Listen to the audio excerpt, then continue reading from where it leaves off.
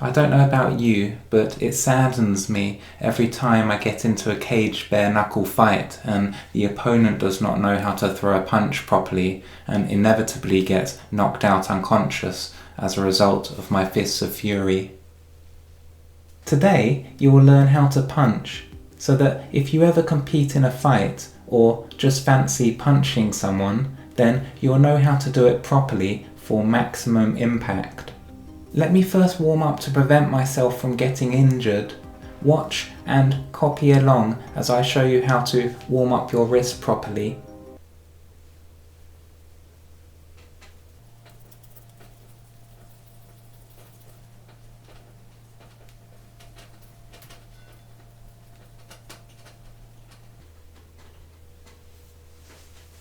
Next, you're going to want to put your hand into a fist shape. Start by raising your hand like this, and then turn it into a fist. You can use your other hand if you're struggling to help you out. There we go. It's moulding into shape now. You're now ready to begin punching. Jab. A jab is one of the most important punches that you can throw. I throw jabs all the time for that very reason. To perform the jab, what you're going to want to do is put your hand into a fist shape like this. And next you're going to want to move your fist away from you as fast as possible like this. Excellent. You have now performed your first jab. A good use of the jab is, say, if a grizzly bear is attacking you. Just give him one of these punches and he should retreat back to the forest. If the first punch didn't work, then what you're going to want to do is to take 2 fingers like this and punch the bear like that. The sheer force of your punch should pierce the bear's flesh, and the bear will then think twice before attacking you ever again. Please remember to only use the jab on the bear if the bear is attacking you. Some bears, such as Care Bears, are not about the fighting life, and that would just be a cheap shot if you start punching them. Hammer fist. The next punch that you should be learning is the hammer fist.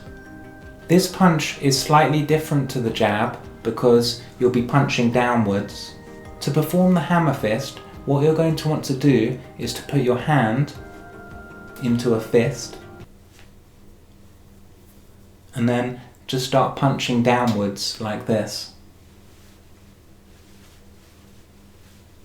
This technique is extremely effective at punching people who are shorter than you. The technique is also used in the construction industry for workmen who are missing their hammers and instead just use their fists like this to hammer nails into the wall. But you can use your hammer fist however you like. Hook. The hook is a useful punch and definitely worth learning if you're looking to become a professional boxer. For example, I started hooking at the age of 5 and never looked back. To perform the hook, what you're going to want to do is to put your hand into a fist like that, and then extend your hand outwards and then move it back but slightly more in front of you like that, and that is the hook. I will now perform a really fast hook so that you can see how effective it can be in a fight.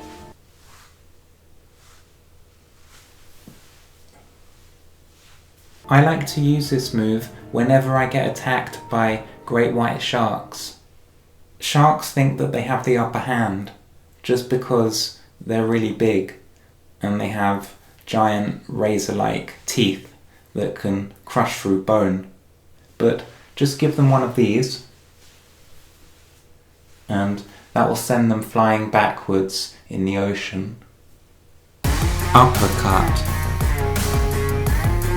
The final punch that you'll be learning is the uppercut. This punch can be absolutely deadly if used correctly. To perform the uppercut, put your hand into a fist, like this,